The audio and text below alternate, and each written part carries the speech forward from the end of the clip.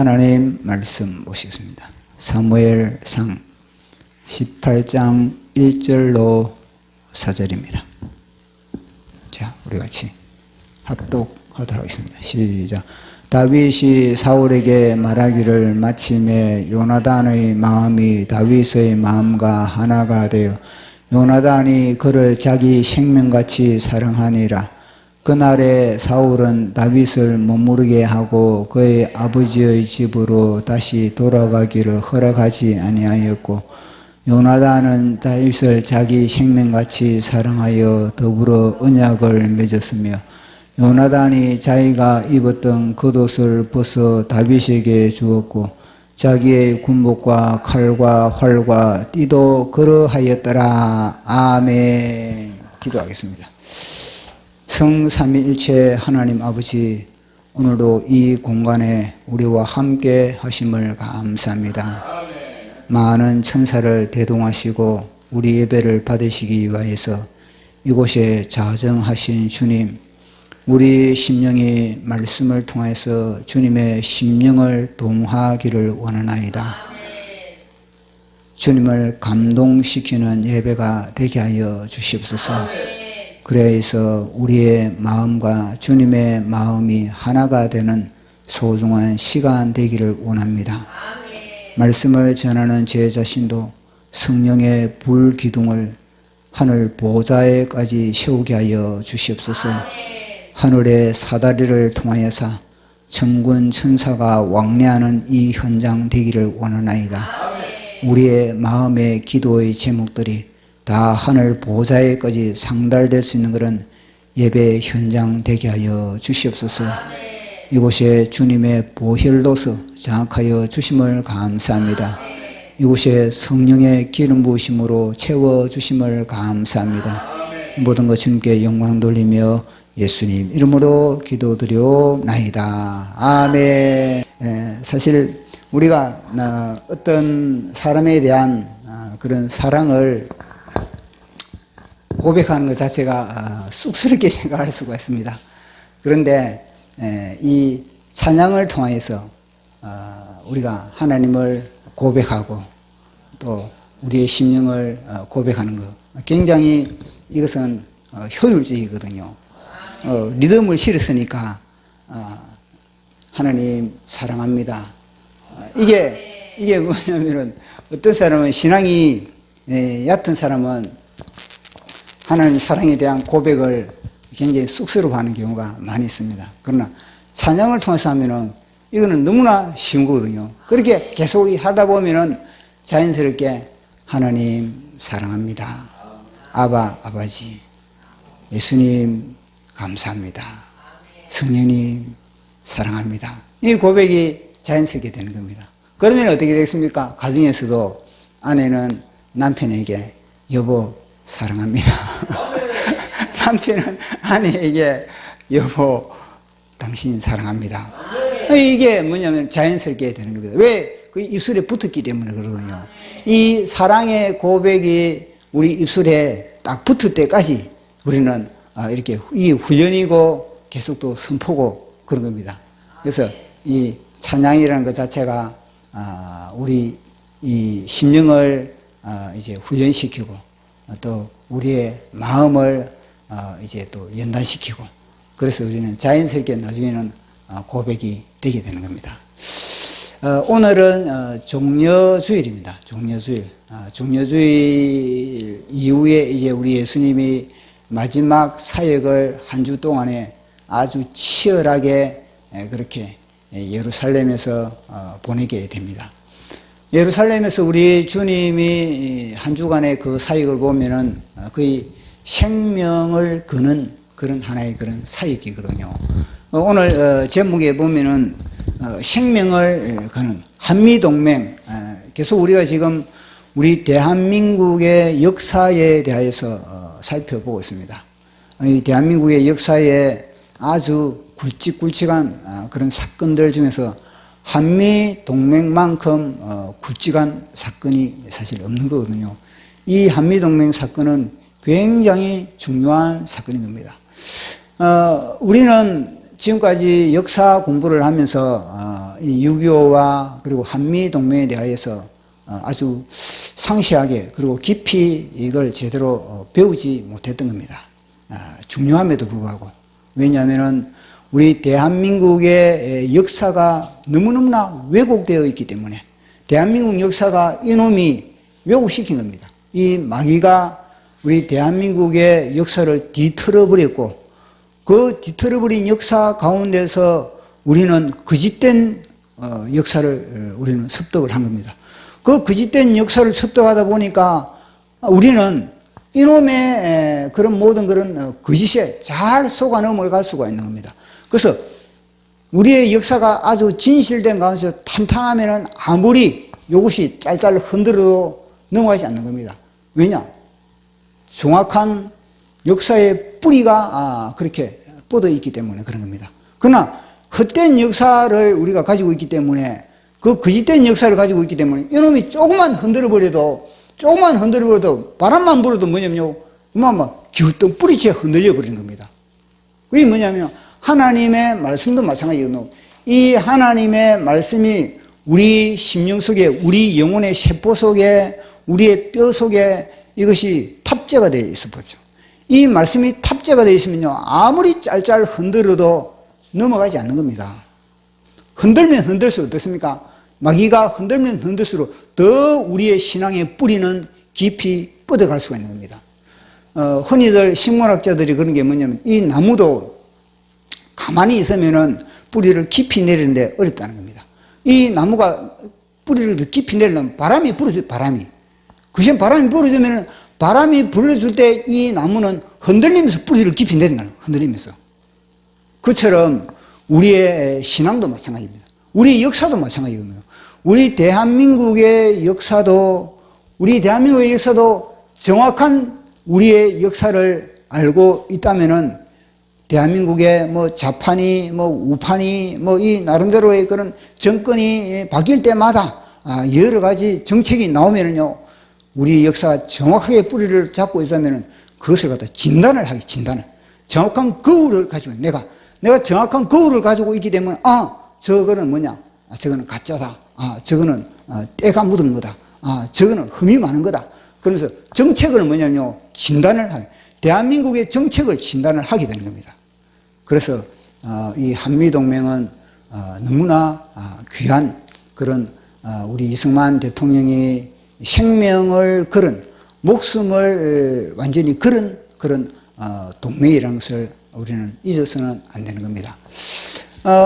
사실 이 한미동맹 자체가 보면은 사실은 성경 전체적인 내용도 마찬가지입니다. 성경 전체적인 내용도 한 개인이 어떤 거룩한 것을 향해서 목숨을 걸을 때는요 하나님이 보상을 하나님이 보상. 왜냐면요 내 마음과 합하다는 겁니다. 예수님이 십자가의 사건이 뭐 어디 2000년 전에만 있는 게 아니거든요. 창세 이후로 십자가의 사건들은 끊임없는 이 자아의 죽음의 현장, 나의 이 독립된 자, 이 자아가 하나님 아담의 범죄를 통해서 내 독립된 자, 이 독립된 자라는 것 자체는 뭐냐면요 하나님과 분리된 자지만은 그러나 이 마귀와는 연합된 자입니다. 마귀와 하나님과 독립된 동시에 마귀와 연합된 자. 그럼 이는 선악과에 완전히 중독된 자인 겁니다. 선악과에 중독된 자, 이 선악과에 중독된 자는 뭐냐면 육신의 정욕, 안목의 정욕, 이생의 자랑, 세상적이고 정욕적이고 마귀적인 이런 현상이 자아에 그렇게 충만한 그런 삶을 살아갈 수밖에 없는 겁니다. 그런데 이 자아가 죽는 모든 그런 사건이 있을 때마다 예수님은 뭐냐면요 당신의 십자가의 사건을 생각하는 겁니다. 그 십자가의 사건을 생각하면서 그 사람에게 그런 생명을 거는 자아를 완전히 깨트리고 자아의 이 아담의 생명을 거는 아담의 생명을 완전히 죽이는 그 현장에는 하나님이 보상을 해주는 겁니다. 예를 들어서 아브라함이 조카가 이제 북방 연합군으로부터 이제 포획을 당했습니다. 자기 재산 다 이제 빼앗기고, 그리고 굴비처럼 엮여가지고 저 북녘 땅까지 그렇게, 북쪽까지 그렇게 끌려간 겁니다. 그것을 보면서 이 아브라함은 군사 행동을 했습니다. 군사 행동을 했는데 318명의 자기의 그런 군사를 이끌고 야밤에 그렇게 작전을 펼쳤던 겁니다. 그 야밤에 작전을 펼치면서 결국은 자기 조카를 그렇게 구출했거든요. 그 싸움이 뭐냐면요, 아브라함이 목숨을 걸었다는 겁니다. 아브라함이 목숨을, 318명 나라도 아닌 겁니다. 아브라함은 뭐냐면 가나안 땅의 하나의 그런 부족 단체에 불과한 겁니다. 그 하나의 그런 부족 단체가 대군의 연합군의 5개의, 그 당시에 4개인가 5개의 자관, 5개 나라의 연합군이 가나안 땅을 갖다 확 쓸어버리거든요. 가나안 땅을 쓸어가는 겁니다. 마치 토네이도가 쓸어가 버리듯이.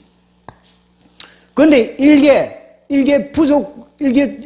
그런 하나의 그런 부족 단체, 그 단체가 야밤에 군사 행동을 해가지고 자기 조카를 구출해 온다는 것 자체는요, 아브라함이 생명을 걸지 않으면은 그 행동을 감히 할 수 없는 겁니다. 죽을 각오하고 간 겁니다.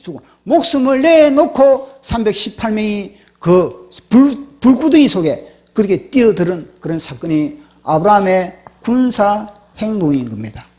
그 아브라함의 군사 행동을 해가지고 이제 아브라함이 조카를 구출하고, 그리고 또 이 소돔 땅에, 그리고 또 그 주위에 그 포로들을 갖다가 다시 이제 회복했을 때, 그때 뭐냐면요, 이 가나안 사람들은, 가나안 땅에 머물러 있는 사람들은요, 아브라함을 주목하는 겁니다. 아브라함이 누구냐? 와, 아브라함의 위상이 뭐냐면 그 가나안 땅에 아브라함의 위상이 높아지는 겁니다. 다 뭐냐면 저 북방의 연합군으로부터 다 초토화가 됐는데, 아브라함이라는 이 일개 부족의 족장이 그렇게 군사 행동을 해가지고 자신들의 그런 재물도 다시 획득을 하고, 그 자신들의 가족들도 그렇게 다 그렇게 다시 획득을 한 것을 보면서 이제는 가나안 땅의 사람들이 뭐냐면요, 와, 아브라함이 대단하구나. 아브라함의 위상이 하늘을 찌를 듯 그렇게 높아요. 박수를 칠 수밖에 없고, 그 앞에 무릎을 꿇을 수밖에 없고, 아브라함을 존경할 수밖에 없는 겁니다. 왜 그렇습니까? 하나님이 아브라함을 갖다가 높여준 겁니다. 뿐만 아니라 보십시오. 살렘 왕이 아브라함에게 떡과 포도주를 가져와가지고 아브라함을 갖다가 축복하는 겁니다. 아브라함을 향해서 이 군사 행동으로 인하여서 너희가 전쟁에서 승리한 것, 그것은 뭐냐? 너희들이 군사 318명, 이 318명이 훈련을 잘 받았어. 너가 야밤에 작전을 너가 전략과 전술을 잘 펼쳐가지고 이 북방의 연합군 다섯 개의 연합군을 갖다가 너희들이 무찌른 것이 아니다. 너희들이 군사 행동을 할 때 천군 천사가 파송됐다는 거다. 너희들이 군사 행동을 할 때 천군 천사들이 파송해가지고 너희들이 군사 작전을 펼칠 때 하나님이 뭐냐면요, 북방 연합군을 갖다가 그들을 갖다 쓰러뜨리다. 그렇게 아브라함에게 그 이야기를 해주는 겁니다. 그 이야기를 한번 들어보도록 하겠습니다. 자, 우리 창세기 14장 19절에서 20절 시작.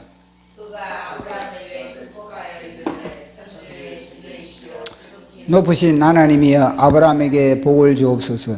너희 대적을 내 손에 붙이신 지극히 높으신 하나님을 찬송할지로다.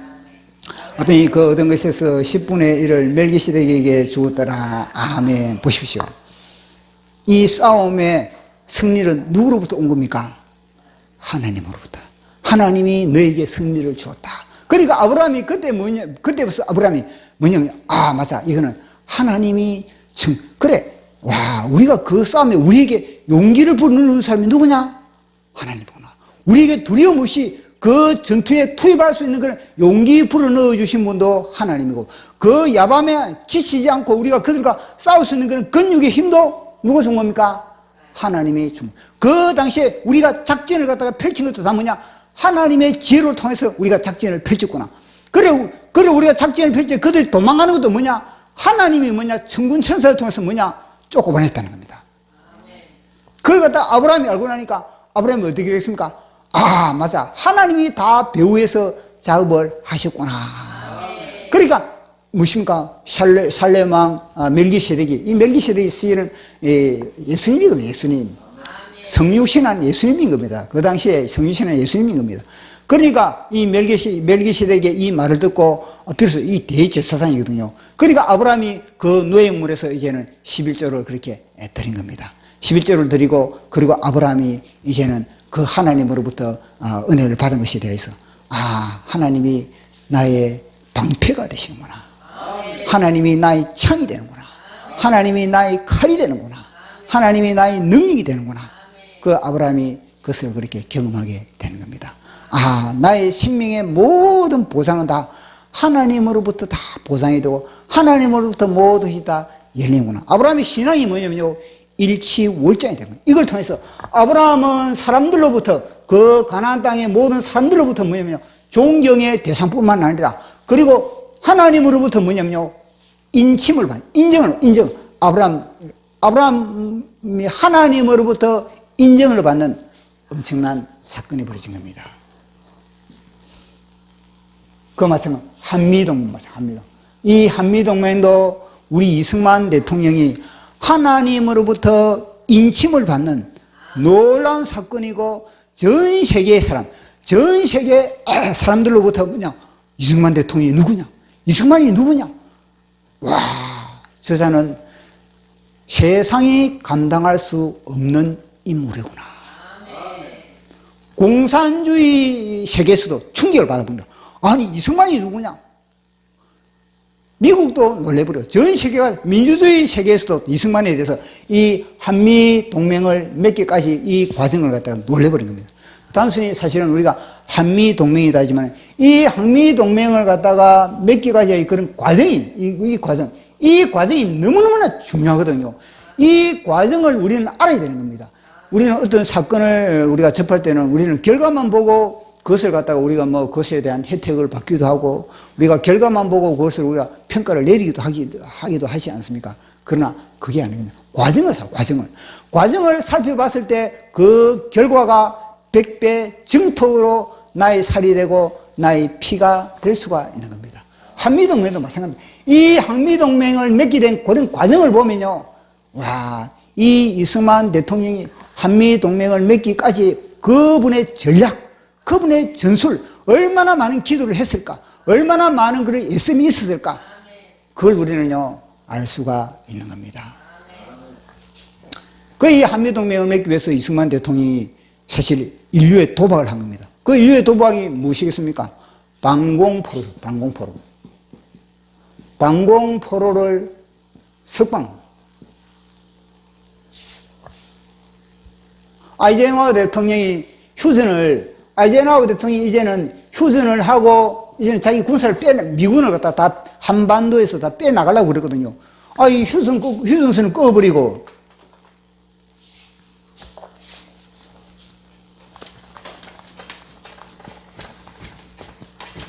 아이젠하워 대통령의 공약이 사실 그겁니다. 아이젠하워 대통령의 공약이 뭐냐면, 한반도에 이 휴전선을 꺼버리고 미군을 빼나간다. 그리고 미군, 6.25 전쟁이 워낙 지긋지긋한 그런 전쟁이었으니까 그 미군을 빼나간다. 그게 자신의 그런 공약이거든요. 그래, 자기의 공약대로 그렇게 미군을 빼나려고, 그래, 이제 이 휴전을 하는 휴전 협정을 하고 빼나가려고 그러는 겁니다. 근데 휴전 협정의 마무리 단계가 이제는 포로교환이거든요. 포로교환. 그 포로교환을 해야 되는데, 이 이승만 대통령은 뭐냐면요, 자신이 지금 남한에 지금 포로로 잡혀 있는 이들이 보니까 다 공산주의를 싫어하는 방공포로. 자기는 북한에 안 가겠다는 겁니다. 북한에 안 가고 나는 이 남한에 이게 머물겠다는 겁니다. 다. 남한에 머물겠다는 이런 삶을 갖다가, 어떻게 하겠습니까? 아이젠하워는 돌려보내라. 미국의 여론도 돌려보내고 빨리 내 자식들을 빨리 내 쪽으로 데려오라. 이거 방공포는 돌려주라. 자기 땅으로 다 돌아가게 만들어라. 이런 여론이고, 그러나 이승만 대통령이 뭐냐면 국제적인 여론이거든요. 이거는 하나의 그런 무슨 협약입니까? 제네바 협약. 제네바 협약에, 국제 제네바 협약에 뭐냐면요. 모든 포로는 다 자기 땅으로 돌려주라는 겁니다. 다 자기 땅. 그러나 이승만 대통령은 아니야. 여기에 태클을 거는 겁니다. 보십시오. 여기에 태클을 건다는 것 자체가 이미 이승만 대통령요 탁월한 사람인 겁니다. 모든 사람들은 뭐냐면 제네바 협정에 그렇게 됐으니까 방공포로는 이 사람이 방공포로든 뭐든 관계없이 자관 우리나라에 침범을 했으니까 이들을 갖다가 당연히 포로 잡히니까 돌려보내고 또 북한에 있는 사람들도 남한으로 오고 이거는 뭐 당연하다 이렇게 논리적으로 당연하다 뭐 협정에 그렇게 돼 있으니까 당연하다 그렇게 생각할 거 아니겠습니까? 그러나 이승만 대통령 그게 아닌 겁니다. 이 사람들의 개인 하나하나 그 사람의 하나하나의 그런 개인의 그런 사상 그 사상이 지금 어디를 향하느냐 그걸 주목하게 봤다는 거예요. 아무리 국제적인 그런 협약이 있지만 협약보다 중요한 것은 한 사람의 사상이 그 사상이 반공주의자냐 아니면 자유민주주의자냐 거기에 대한 가치를 두고 있다는 겁니다. 그래서 이 이승만 대통령의 이 모든 지론은 뭐냐면 다 하나님으로부터 온 겁니다. 한 영혼을 천하보다 사랑하는 하나님의 심장을 가지고 있는 분이 이승만 대통령이었습니다. 그래서 하나님의 말씀으로 이승만 대통령은 저 국제적인 여론과 싸움을 걸었다는 거예요. 그래서 방공포로를 갖다가 석방을 해버린 겁니다. 이 사실 방공포로를 석방하기 전에 이 휴전에 대하여서 사실 줄다름이 있었거든요. 이승만 대통령은 왜 휴전을 하느냐? 북진하자는 북진. 끊임없이 이번 기회에 휴전을 해서는 안 된다. 휴전을 하자. 우리가 북진을 해가지고 통일을 해야 된다. 통일을 해야 된다는 그런 입장이고, 아이젠하워는 아니다. 휴전선 끊고 우리 군사들을 갖다가 빼낸다. 이 작전인 겁니다. 그러니까 이 갈등 속에 이 아이젠하워 대통령은 안 되겠다. 저 이승만을 갖다가 제거를 하든지 아니면 저 이승만을 다시 교체를 해버리든지 어떤 수를 써야 되겠다. 그러면서 이제 5월 말에 한 5월 30일 정도에 5월 30일 정도에 이제는요 국무부에서 미국 정부와 그리고 군부에서 뭐냐면 에버레디 플랜이라고 이 플랜을 이제는 작전을 짠 겁니다. 작전을 짜고 이승만 교체 작전을 짠 겁니다. 제거를 하든지 아니면은 망명을 시켜버든지 다른 사람을 교체를 해가지고 이제는 이 대한민국을 갖다가 새로운 그런 하나의 그런 통치를 이제는 하려고 그래 작전을 짠 겁니다. 그런 작전을 짜고 딱 있는데 보니까 이승만 대통령이 방공포로를 그렇게 다 그렇게 석방을 해버렸네 보니까. 그러니까 어떻게 하겠습니까? 아이젠하워는 이제는 에버레디 플랜을 작동시키자. 이승만을 제거하자. 이승만을 제거해야 되겠다. 이승만 대통령은 이 단순히 않습니까? 단순한 그런 하나의 그런 정치가 아니라 아주 이거는 하나님의 모략을 가지고 하나님의 모략과 하나님의 전략과 하나님의 지혜를 가지고 있는 분이 이승만 대통령인 겁니다. 그 이승만 대통령이 방공포로를 갖다가 석방할 때도 하는 말이 뭐냐면요. 이 방공포로는 이미 지금 뭐냐면 방공포로 갖다가 이 뭐 휴전을 하느니 마느니 이게 아니고 방공포로 이 모든 포로를 이건 이미 뭐냐면 석방을 했어야 된다. 너무나 이 문제를 가지고 질질 끌었다는 겁니다. 그리고 뭐냐면요. 이 휴전을 한다는 것 자체는 뭐냐. 이미 공산주의에게 말려들 수밖에 없다. 이거는 휴전 자체가 뭐냐. 불리한 것이랍니다. 그리고 또 이 방공포로들을 갖다가 모든 지방자치단체들, 지방에 그리고 또 군 경찰들은 이 포로들을 갖다가 다 잘 대우를 하라. 그런 식으로 이제 발표문을 하고 이 포로를 갖다가 석방을 한 겁니다. 그 포로를 딱 석방하니까 아이젠하워는 이제 새로운 적을 만났다. 대한민국이 우방이 같이 싸웠고 같이 공산주의와 싸웠는데 이제는 저 대한민국에서 미국의 새로운 적을 만났다. 그런 식으로 하면서 이제는 에버레디 플랜을 이제는 작동해가지고 이 이승만 대통령을 이제는 죽이려고 했던 겁니다. 그 이승만 대통령을 딱 죽이려고 했는데 갑자기 어떻게 되십니까? 미국에서 모든 사람들의 여론이 아니십니까? 다 이승만 대통령 쪽으로 다 휩쓸리는 겁니다. 이승만 대통령 쪽으로 휩쓸리면서 미국의 모든 그런 또 종교계, 미국의 기독교계, 그리고 미국의 언론계, 또 미국의 정치계, 상원의원, 이런 사람들도 다 이승만 대통령 쪽으로 다 휩쓸린 겁니다. 와, 이승만 대통령의 이 반공주의.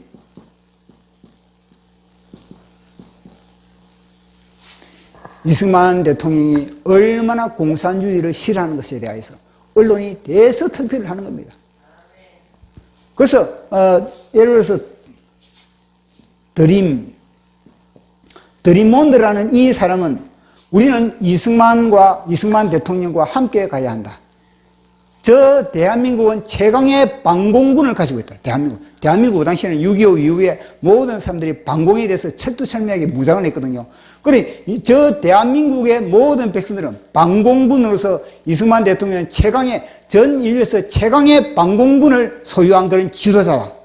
그러니까 외국도, 그러니까 이방과 대한민국은 같이 단절돼서는 안 된다. 함께 가야 한다.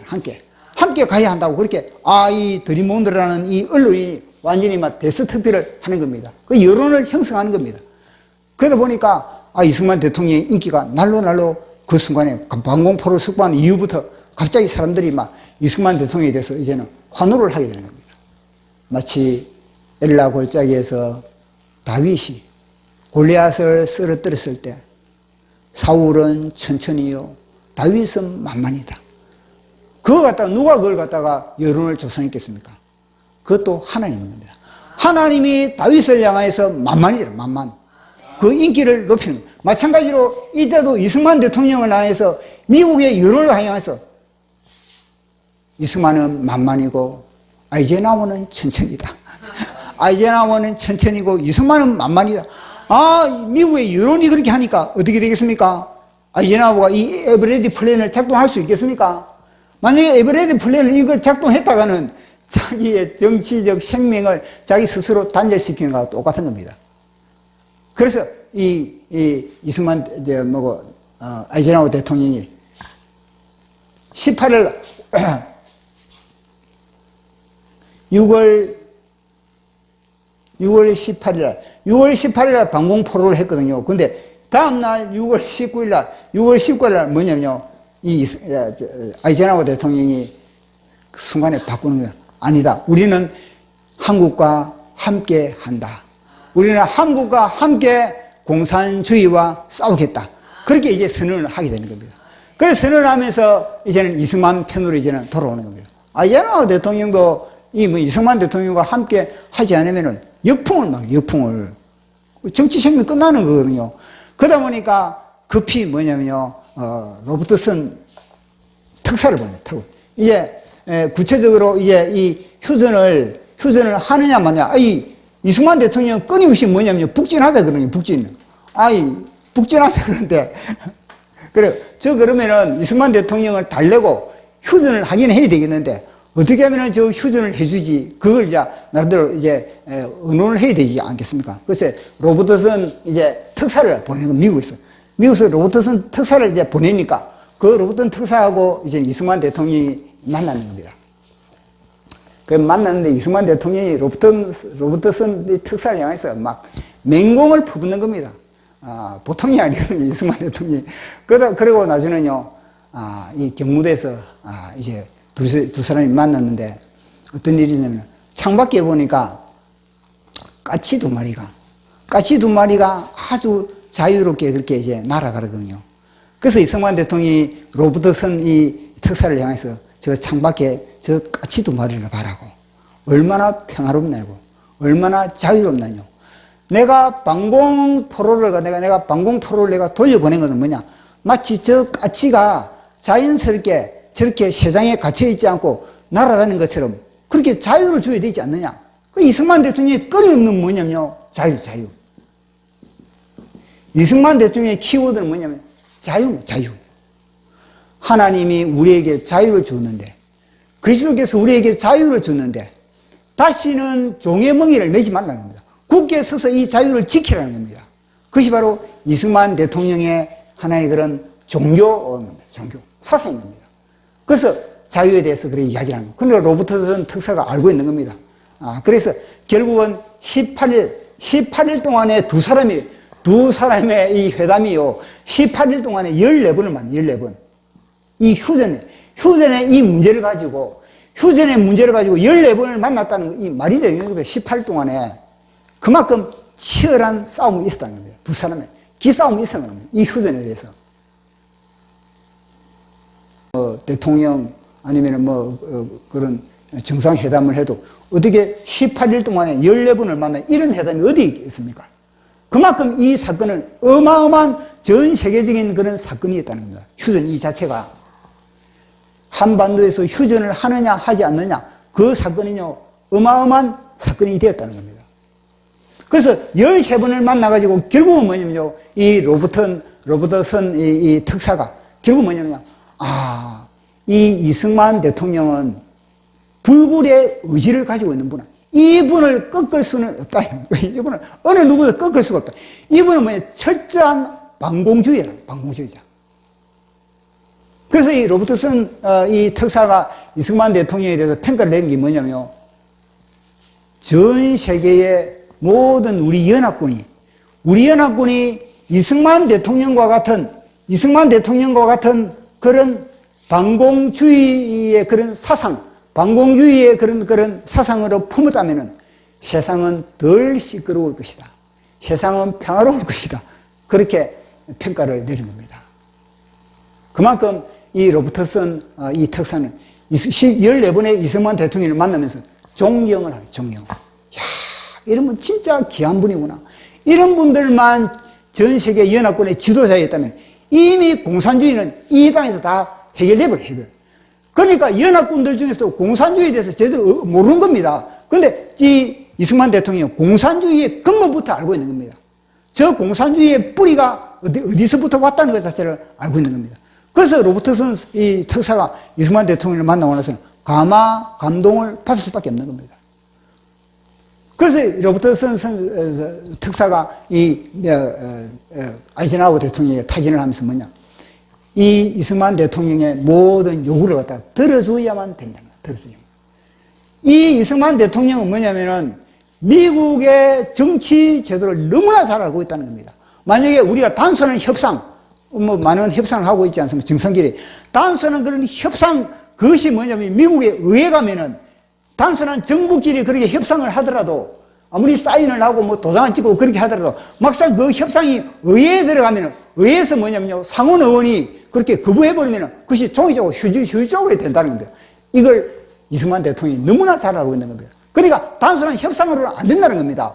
구체적으로 뭐냐, 우리 이 한반도의 안전을 위해서는 뭐냐, 구체적으로 이게 뭐냐, 미군이 주둔해, 미군이. 단순히 종이 쪽지 가지고 우리 협상으로서 안 된다는 겁니다. 미군이 직접 주둔을 해야 된다, 미군이. 그러니까 로버트슨 이 특사를 통해서 협상한 것이 뭐냐면, 첫 번째는 아시아의 민주주의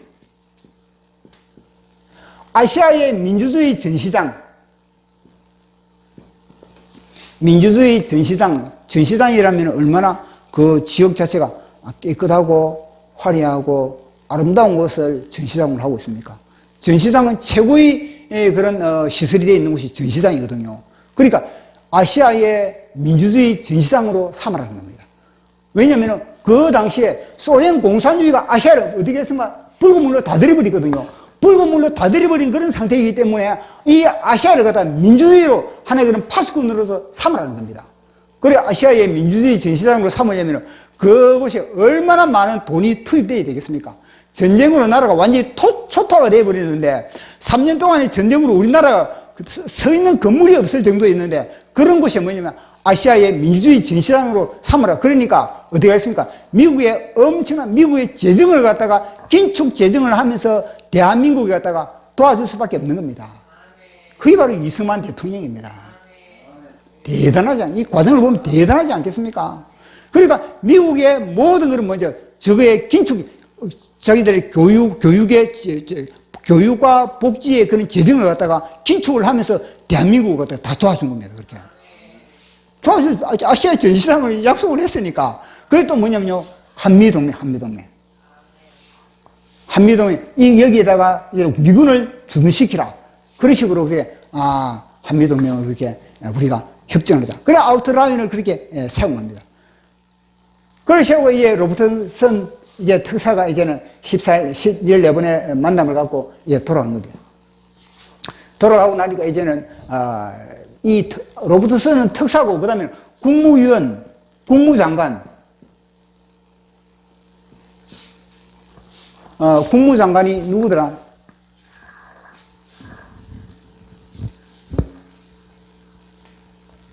탈레스인가? 탈레스 국무장관이 두 번째로, 탈레스 국무장관이 오면, 두 번째로 이제는 국무장관이 와가지고 이제 구체적인 그런 이제 협정을 맺어야 되지 않습니까? 그 탈레스 국무장관이 이제는 한국으로 날아온 겁니다. 사실은 뭐냐면, 탈레스 국무장관이 이걸, 휴전협정 그렇게 제대로 하려면은, 이승만 대통령을 백악관으로 불러들인 겁니다. 이승만 대통령 백악관, 맞지 않아요? 이승만 대통령이 백악관을 가야지. 탈레스 국무장관이 어떻게 이 한국에 오는 겁니까? 미국의 강대국의 국무장관이 거의 3인자인데. 근데 탈레스 국무장관이 미국으로, 이 한국으로 날아온 겁니다. 그래, 날아오면서 하는 말이 뭐냐면은, 이승만 대통령은, 백악관 들어오라. 그러니까 이승만 대통령이, 나 바빠서 못 간다. 나 바빠서 못 간다. 너가 들어오라. 이래 겁니다. 얼마나 이승만 대통령이 강단이 강한 겁니까? 보통, 그런 대통령이면은, 아이고, 10번이라도 빨리 가고 싶지. 빨리 가지. 빨리 가가지고 막 하지. 그러나 이승만 대통령이, 너가 들어오라. 너가. 그만큼 이승만 대통령은 하나님의 말씀에 붙잡힌 바 된 겁니다. 저는 이승만 대통령만 보면요, 끊임없이 자꾸 이승만 대통령 보면요, 정광훈 목사님이 오버랩 되지 않을 수가 없는 겁니다. 얼마나 강력해. 생명을 걸고 있지 않습니까? 들어라. 그러니까 탈레스 국무장관이 들어온 겁니다. 그 탈레스 국무장관이 들어왔을 때 이승만 대통령이 비서에게 이야기를 한 겁니다. 참새 2마리를 새장에 잡아가지고 가서 오라. 그렇게 합니다. 그래서 참새 2마리를 갖다 새장에 딱 잡아가지고 들어온 걸 그걸 갖다가 이승만 대통령이 같이 탈레스와 같이 만난 현장에 이제는 그렇게 딱 갖다 놓은 겁니다. 그래서 탈레스에게 이승만 대통령이 물어보는 거예요. 저 참새가 저 새장에 갇혀 있는 것이 맞냐? 아니면 바깥에 저거 나가야 되는 게 맞냐? 그러니까 탈레스가 볼 때는 저거는 오래되니까 저 갇힌 지 오래되니까 풀어놔도 저 안 나간다. 문을 열어둬도 저 새는 길들여지기 때문에 저 새는 그대로 가만히 있다. 그런 말을 한 겁니다. 탈레스가. 그러니까 이승만 대통령이 이제는 자기 비서를 통해서 그러면 저 새 문을 한번 열어봐라. 그러니까 문을 딱 여니까 새가 푸르라고 참새가 돌면 날아가거든요. 새가 자유를 원한다고. 그것으로 또 자유를 이야기하는 겁니다. 탈레스에게서 또 뭐냐면 자유를 이야기하는 거예요. 자유를. 어떻게 방공포로 저기 완전히 자유를 위해서 이 땅에 지금 포로로 김일성에게 억지로 이렇게 전쟁터에 투입돼가지고 이게 왔는데, 근데 이들이 자유를 위해서 돌아가기 싫다 하는데 자유를 줘야지 왜 그걸 갖다가 그렇게 억압을 한다. 돌아가면 김일성이 죽는다는 거 알고 있거든요. 그러니까 탈레스가 그럼 뭔지 내가 알겠다. 그러면 뭔지. 사실 이승만 대통령의 인맥은 이건요 끝내주는 인맥이거든요. 이 탈레스 국무위원과 이미 뭐냐면요 미국의 이승만 대통령이 공부할 때 워싱턴 대학에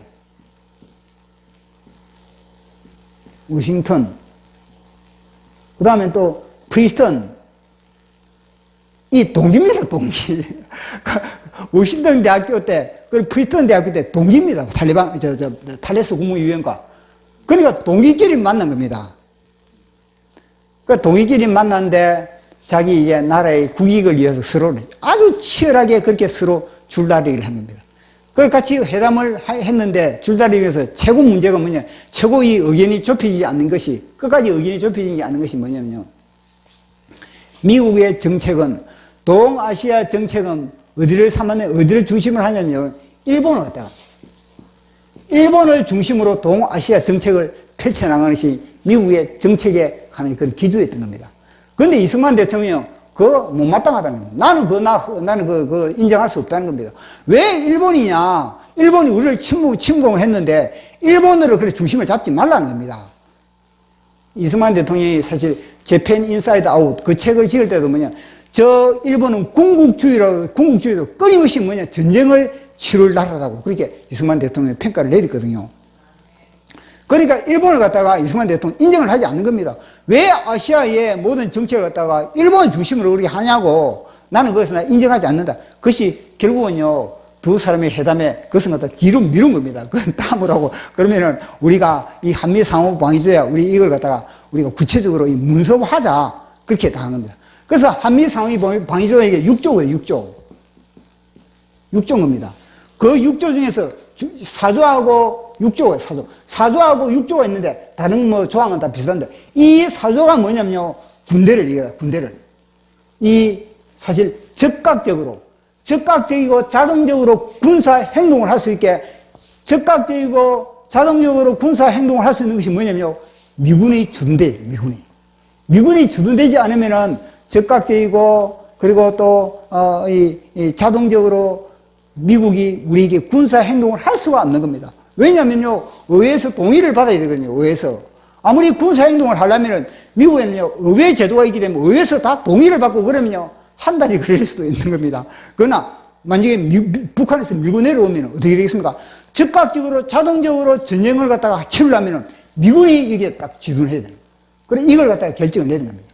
그런데 6조에서는 뭐냐면요, 두 나라 중에서 한 나라가 우리는 이 한미동맹을 이제는 그만하겠다. 그런 결정을 내리면 자동적으로 이 한미동맹은 파괴돼버려요. 이걸 지금 뭐냐면 좌파들이 이걸 노리고 있는 거예요.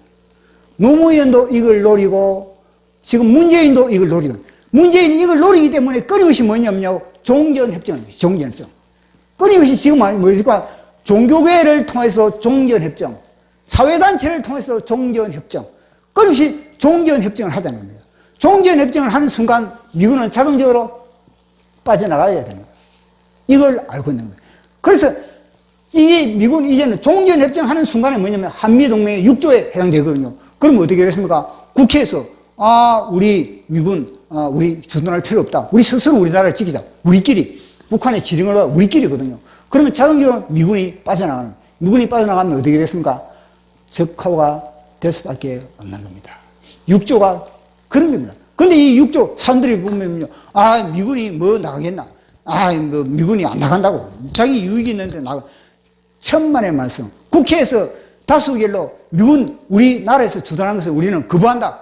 그러면 1년 후에 만약에 어떤 나라가 쌍방이 어느 나라가 미군 주둔을 갖다 우리는 이 한미동맹 우리는 이제는 거부한다. 그러면요 1년 후에는 미군이 빠져나가야 되는 그런 조항인 겁니다. 근데 그걸 갖다가 태평으로 우파 국회의원도 이에 대해서 관심을 가지고 있습니까? 제대로 모르는 겁니다. 그래서 이충건 박사님이 늘 강조하는 것이 이거든요. 6조의 한미동맹은 영원한 것이 아니다라는 거예요. 이 6조를 강조를 하면서 어느 나라든지 한쪽에서 우리가 한미동맹을 우리는 여기서 이제 그만하겠다. 그러면요 1년 이후에는 자동적으로 뭐냐면요 이것이 미군이 빠져나갈 수밖에 없는 그런 조항이 바로 6조에 그렇게 들어가 있는 겁니다. 그 이 6조의 그런 조항을 하고 나서 결국은 이제 이 한미동맹을 맺고 그리고 이제는 이 탈레스 국무위원은 그렇게 나간 겁니다.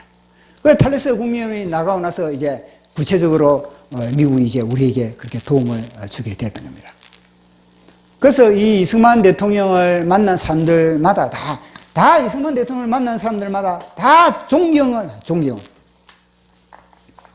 이승만 대통령을 만난 모든 사람들마다 다 이승만 대통령을 다 존경을 하는 겁니다.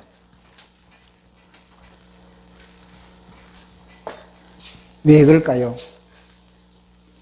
이승만 대통령 속에 하나님의 말씀이 있기 때문에, 이승만 대통령 속에는 하나님의 모험이 있기 때문에, 이승만 대통령 속에는 늘 조국을 위하여서 목숨을 걸기 때문에 이승만 대통령은 공산주의에 대해서는 목숨을 걸기 때문에 공산주의와의 싸움은 분투하라, 일어나라, 싸우라. 공산주의에 대해서는요, 이승만 대통령은 목숨 물불을 안 가리는 겁니다. 똑같지 않습니까? 똑같이 정광훈 목사님 공산주의에 대해서는 어느 누가 공산주의에 대해서 그렇게 문재인은 공산주의자다 그걸 갖다가 그렇게 내지르면서 자기 목숨을 그렇게 아끼지 않고 그렇게 할 수가 있겠습니까?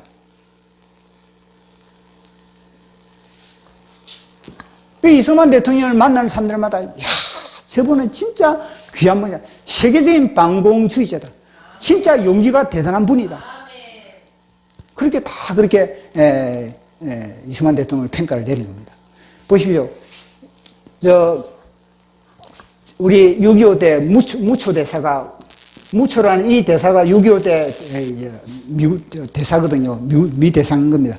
근데 6.25 전란이 일어났을 때, 갑자기 서울에서, 그 다음에는 대전으로, 그 다음에 대구로, 대구에서 이제는 부산으로, 이와 이 피난길을 간 겁니다. 그래서 이제 대구 정도 보면 대구 정도. 대구에 와가지고 이승만 대통령에게 한 말이 뭐냐. 대통령님, 이제는 부산까지 가야 되겠습니다. 그 당시, 이 땅에, 이 한반도에서는, 이 대한민국 땅에서는 이제는 할 수가 없겠습니다. 정부를 갖다 이제 제주도로 옮기든지, 아니면 외국으로 갔었는지 정부를 옮겨야 되겠습니다. 그런 식으로 이제 건의를 한 겁니다. 왜냐, 굉장히 그런 긴박했으니까. 그리 옮기지 않으면은 나라 자체가 너무나 위험에 처해 있었으니까. 그때 이승만 대통령이 자기 허리에 차 있는 권총을 딱 빼내는 겁니다. 권총을 딱 빼내면서 이 총 속에 총알이 세 발이 있는데 한 발은 뭐냐? 한 발은 내 아내를 쏴 죽이고, 한 발은 내 아내를 쏘고, 한 발은 적을 쏘고, 한 발은 나를 쏘고, 나는 절대 물러설 수가 없다. 그걸 갖다가 프란체스가 그런 일기에 이 말이 나오는 겁니다. 한번 읽어보도록 하겠습니다. 이 총으로 공산당이 내 앞까지 왔을 때 내 철을 쏘고 적을 죽이고 나머지 한 알로 나를 쏠 것이요. 우리는 정부를 한반도 밖으로 옮길 생각이 없어 모두 총걸기하여 싸울 것이요. 결코 도망가지 않겠소. 8월 14일 대구에서 보십시오. 이런 정신을 가지고 있는 분이 이승만 대통령입니다. 그런데 이 이승만 대통령을 갖다가 이 좌파 새끼들이 얼마나 매도를 하고 있습니까? 이 정도로 나라를 사랑하고 이 정도로 공산주의를 이렇게 싫어하고 공산주의를 처단하고자 하는 그런 각오를 하고 있는 그런 분이 바로 이승만 대통령인 겁니다. 그런데 이승만 대통령은 친일이니 또 미제 앞잡이니 얼마나 사기를 치고, 왜냐? 모르니까, 백성들의 역사에 대해서 모르니까 사기가 먹혀 들어가는 겁니다. 세상 사람들은 그럴 수 있다 치지만 성도들이 그러면 어떻게 되겠습니까? 나라가 휘청할 수밖에 없지. 그런 위기 가운데서 내가 대한민국을 만약에 이승만 대통령이 만약에 내 목숨 하나 살기 위해서 그래 정부를 우리가 그렇게 제주도로 우리가 옮기자, 아니면 우리가 저 일본으로 옮기자, 그렇게 했다면 어떻게 되겠습니까? 그러면은 그 나라에 대통령이 없는 그런 땅을 갖다가 누가 지켜주겠습니까? 대통령이 그 땅에 머물고 있지 않는데 누가 그 땅을 갖다 지키기 위해서 그렇게 싸우겠습니까? 내 목숨 걸고. 대통령이 그렇게 딱 버티고 있으니까 유엔군들도 뭐냐면요, 대통령을 지켜야 되기 때문에 그들은요 자기 목숨을 걸고 싸운 겁니다. 그렇게 자기 아버지가 나라의 아버지가 그 땅을 딱 지키고 있으면은 다 뭐냐면요, 주위에서 도와줄 수가 있는 겁니다. 근데 겁을 먹고 만약에 빠져나가 버렸다면 이 땅은요 공산주의화가 될 수밖에 없는 겁니다. 이승만 대통령이 대한민국을 지킨 겁니다. 다 자기 몸살이고 만약에 이 순간에 자기 몸살이고 만약에 그렇게 했다면 보십시오. 정광훈 목사님, 다 목회자들, 교수들, 정치인들 다 문재인 앞에 몸살이고 있을 때 정광훈 목사님은요 목숨 걸지 않습니까? 목숨 걸기 때문에 지금 우리가 지금 나름대로 이렇게 예배를 드릴 수 있는 겁니다. 만약에 이 정광훈 목사님 목숨을 걸지 않았다면 예배가 어디 있습니까? 내 자식하고 내 부부가 지금 벌써 안 했습니까? 이재명이 됐을 것이고 이재명은 벌써 안 했습니까? 교회에 손봤을 겁니다. 교회 정리해버린 겁니다. 그럼 우리는요, 지하로 들어가든지 아니면 우리는 순교를 하든지 그 둘 중에 밖에 없지. 타협을 하면 우리는 우상 숭배할 수밖에 없고 김일성을 숭배할 수밖에 없고 그 이승만 대통령이 대한민국을 지킨 겁니다. 그 이승만 대통령이 대한민국을 지키고 그걸 갖다 이어받은 분이 누구냐면 정광훈 목사님입니다. 그런데 정광훈 목사님을 제대로 알지 못하니 얼마나 눈이 감겨 있다는 겁니까? 교회가 눈이 감겨 있다. 세상 사람들이 눈이 감겨 있는 거는 뭐 이해를 하지만은 교회가 눈이 감겨 있으면 어떻게 되겠습니까, 이게? 그만큼 생명을 걸고 목숨을 걸었던 겁니다. 그 이승만 대통령을 만난 사람들마다 다 그렇게. 그 우리 워터게이트 사건, 닉슨 그 당시에 부통령이 누구냐면요, 아이젠하워 대통령, 그 부통령이 닉슨이거든, 닉슨 부통령이거든. 이 닉슨 부통령도 뭐냐면요, 또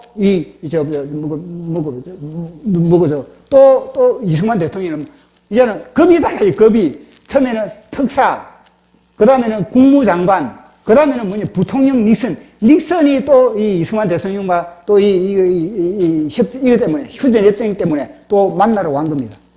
그 닉슨에게 그렇게 하는 거예요. 사실은 우리 혼자서는, 이승만 대통령이 그렇게 이야기를 합니다. 우리 혼자서는 사실은 북진할 수가 없다. 미국이 우리를 도와줘야만이 우리가 그렇게 북진을 해도 북진을 하지, 우리가 미국이 도와주면 우리는 어찌 할 수 없다.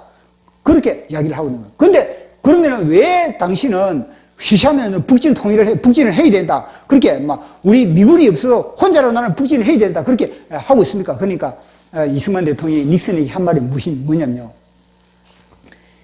외교에서는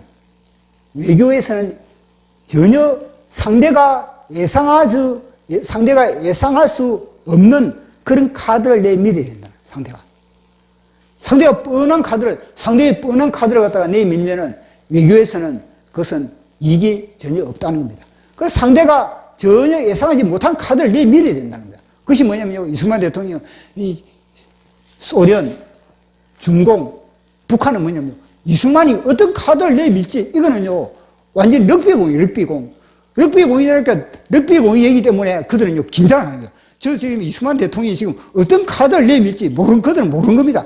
그러니까 이 닉슨에게 이승만 대통령은 외교에서는 절대 내 카드를 내보이서는 안 된다는 겁니다. 상대가 내 카드가 뭔지 모르게 막 혼란을. 그걸 갖다가 닉슨에게 한 수 가르쳐 준 겁니다. 그 닉슨이 나중에는 대통령이 되고 난 이후에 나는 한국의 이승만 대통령으로부터 나는 외교에 예상하지 못하는 그런 카드를 가져야 된다는 것을 나는 배우자, 그런 이야기를 하고 있는 겁니다. 그만큼 이승만 대통령이 위대한 그런 인물이 아닐 수가 없는 겁니다. 자, 오늘 우리가 이 본문의 말씀을 보면요, 이 지금 엘라 골짜기에서 다윗이 이제 골리앗을 쓰러뜨린 그런 사건이거든요. 엘라 골짜기에서 다윗이 골리앗을 쓰러뜨리고 오니까 이제는 그것을 보면서 누가 감동을 해버리느냐? 최고 감동을 먹은 사람이 누구냐면요, 요나단이 딱 그걸 보면서 이제 마음이 뭐냐면요, 마음이 동했다. 베데스다 연못가에 물이 동하는 것처럼 요나단의 마음이 동한 겁니다. 요나단의 마음을 동하게 한 다윗, 예수 그리스도의 마음을 동하게 한 이승만, 예수 그리스도의 마음을 동하게 한 정광훈, 예수 그리스도의 마음을 동하게 한 다윗. 여기서 요나단은 예수님의 자리에 대입을 시켜야 합니다. 그 마음이 동하니까 한 마음이 돼요. 한 마음. 그 사랑하는 마음이, 요나단의 마음에 사랑의 마음이 막 완전히 불릴 듯이 다윗을 향해서 사랑의 마음이 일어났다는 겁니다. 자, 그 본문 말씀 한번 보도록 하겠습니다. 사무엘상 18장 3절에서 4절 시작. 요나단이 다윗을 자기 생명같이 사랑하여 더불어 언약을 맺었으며 요나단이 자기가 입었던 겉옷을 벗어 다윗에게 주었고 자기의 군복과 칼과 활과 띠도 그리하였더라. 아멘. 보십시오. 자, 제가 대입시키려 그랬죠. 요나단은 예수님. 요나단은 예수님인데 자기의 겉옷을 누구에게 줬다 그랬습니까? 다윗에게 자기의 겉옷을 다윗에게 두고, 그리고 자기의 군복도 다윗에게 두고, 자기의 창도, 자기의 칼도, 자기의 허리도 요나단에게 줬다. 다윗에게 줬다. 그것이 무엇입니까? 요나단과 다윗은 하나. 요나단과 다윗은 하나가 되버려, 하나가. 신분이 하나가 되버리는 겁니다. 자, 보십시오. 자, 18장 1절 시작. 다윗이 사울에게 말하기를 마침에 요나단의 마음이 다윗의 마음과 하나가 되어 요나단이 그를 자기의 생명같이 사랑하니라. 아멘. 보십시오. 다윗이 요나단과 하나, 예수님과 하나가 되고, 이승만 대통령이 이승만 하나가 되고, 정광훈 목사는 하나가 되는, 하나님을 감독시키고, 베데스다 연못가에 물이 동하는, 정광훈 목사님 저번 주 설교에 그랬지 않습니까? 베데스다 연못에 물이 동하는, 하나님을 동하게 했을 때, 우리의 심령에서 하나님을 감동시켰을 때, 우리가 우리의 자아를 파쇄하고, 우리의 이런 완전히, 뱀과 연합된 것을 완전히 끊어버렸을 때, 하나님은 동하는 겁니다. 예수님은 동하는 겁니다. 그 동하면요, 우리의 옷이 달라요. 우리의 옷이. 신분이 달라집니다. 신분. 옷은 신분을 이야기하지 않습니까? 우리의 신분이 달라지는 겁니다. 뿐만 아니라 우리를 뭐냐면요, 군복을 입히는, 군복을 입힌다는 것 자체는 무엇입니까? 영적 전투에 우리는 승리의 깃발을 벌리게 하는, 가는 곳마다 우리를 승리자로 삼아준다는 겁니다. 가는 곳마다 노예 물이 보존되어 있는 거예요. 우리가 군복을 입고 허리띠를 차고 칼을 차고 활을 차고, 이건 뭡니까? 적을 무너뜨리고 우리에게 이제는요 많은 노예물을 준다는 거예요. 이승만 대통령이 그래요. 이승만 대통령의 노예물이 뭐냐? 한미동맹이야. 한미동맹은 뭐냐? 이승만 대통령의 노예물. 하나님이 감동되니까 한미동맹을 맺게 만들었고, 정광훈 목사님의 감동이 뭐냐면 복음통. 하나님이 그 감동으로 말미암아 주는 것이 복음통을 주는 겁니다. 그 다음에 선교 한국을 주는 겁니다. 백두 예루살렘을 우리에게 주는 겁니다. 우리가 주님의 마음을 감동할 때 주님은 우리에게 예수 그리스도의 옷을 입혀주는, 예수 그리스도. 저는 이 설교를 준비하면서 예를 들어서 다 우리 각 사람 뭐냐면 하나님이 예수 그리스도의 옷을 입혀주고, 뿐만 아니라 우리에게 영적 전투의 군복도 입혀주고, 이 세상의 군복으로서는 이거는요 마귀와 싸울 수가 없는 겁니다. 예수 그리스도께서 우리에게 입혀주는 군복과 예수 그리스도의 무기와 예수 그리스도의 창과, 그것이 뭐냐면 하나님의 말씀의 창, 말씀의 화살, 말씀의 검, 그걸 갖다가 주님은 우리에게 장착시켜준다는 거예요. 그렇게 했을 때 우리에게는요 노예물이 보상돼요. 보십시오. 이렇게 했을 때 다윗이 어떻게 되는지. 자, 다음 구절을 보도록 하겠습니다. 자, 우리 18장 2절 시작.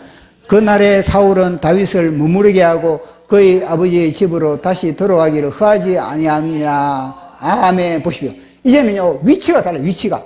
전에는 뭐죠? 양 꽁무니만 따라다녔는데 지금은 무엇입니까? 왕궁에 부처 신분이 달라져 버려요. 신분이. 왕궁에 들어가가지고 이제는요 왕의 모든 일거수일투족 함께, 왕과 함께 이제는 생활하게 되는 그런 엄청난 신분의 변화가 일어나는 거예요. 신분의 변화가. 이제 또 어떻게 됩니까? 이 신분의 변화뿐만 아니라 어떤 일을 시키는 겁니까? 자, 이제 5절 시작. 다윗은 사울이 보내는 곳마다 가서 지혜롭게 행하여 사울이 그를 군대의 장으로 삼았으니 온 백성이 합당히 여겼고, 사울의 신하도 그렇게, 아멘, 군대의 장으로 삼고, 가는 곳마다 뭐냐면 여호와 니시의 깃발을 꽂는 겁니다. 가는 곳마다 승리의 깃발을 꽂게 되는 겁니다. 군장으로 해서 가는 곳마다, 이것이 무엇입니까? 가는 곳마다 노예물이 쏟아지는 거예요. 노예물이. 왜냐? 다윗이 엘라 골짜기에서 목숨을 걸기 때문에. 우리 이승만 대통령이 목숨을 걸어 한미동맹, 정광훈 목사님 목숨을 걸면 보십시오. 분명히 복음통일 될 수밖에 없는 겁니다. 분명히 백두 예루살렘 될 수밖에 없는 겁니다. 그래서 우리는요 거기 붙어 있는, 정광훈 목사님께 붙어 있는 겁니다. 그 붙어 있으면은 우리도 같이 함께 뭐냐면 그 영광을 누릴 수밖에 없다는 것을 우리에게 오늘 이 종려주의를 통해서 주님은 우리에게 다시 한번 또 강조해 주었는 겁니다. 우리 역사를 정확하게 우리는 알아야 되는 겁니다. 그 역사를 알 때 우리는요, 좌파들이 아무리 왜곡된 역사를 통해서 우리를 짤짤 흔들어도 웃기네. 우리는 그걸 갖다 정확하게 진단을 했어요, 진단을.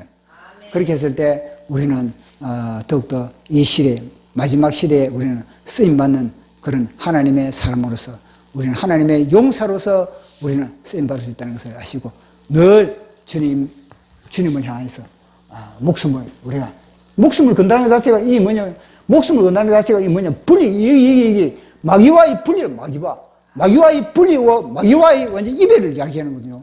그런 저와 여러분 되기를 축복합니다. 아멘.